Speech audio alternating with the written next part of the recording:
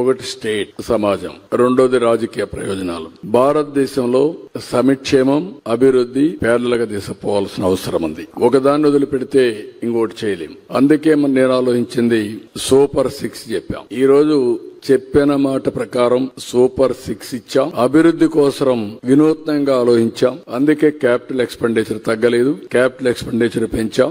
రెండు సమాంతరంగా తీసుకుపోతూ సమర్థత పెంచి ఎక్కడికక్కడ లాస్ట్ ఇయర్ 12%, ఈసారి 12% ప్లస్ తీసుకురావడానికి మేము 17 అనుకుంటున్నాం. కనీసం 13-14% తీసుకొస్తాం. అంటే నేనేమంటున్నానంటే ఇక్కడ మనం సమాజం గురించి ఆలోచించాలి. నేను రాజకీయాలే ఆలోచించుంటే హైదరాబాద్ సిటీ అభివృద్ధి అయ్యేది కాదు. నేను రాజకీయం ఆలోచించుంటే పవర్ సెక్టర్ రిఫార్మ్స్ తెచ్చేవాడిని కాదు. ఎప్పుడు కూడా లీడర్ అనేవాళ్లు వినూత్నంగా ఆలోచించి అవసరమైతే భావితరాల భవిష్యత్తు కోసం పనిచేస్తేనే అప్పుడే సాధ్యమవుతాయి. అందుకే ఒకప్పుడు తీసుకున్న నిర్ణయాలన్నీ ఈ రోజు ఫలితాలు వచ్చాయి. మీరు చెప్పిన దాని ప్రకారం 95లో నేను సీఎం అయ్యి చాలా కఠిన నిర్ణయాలు తీసుకున్నాను. 99లో మళ్ళా గెలిపించారు. 2004లో నన్నెవరూ ఓడించలేదు.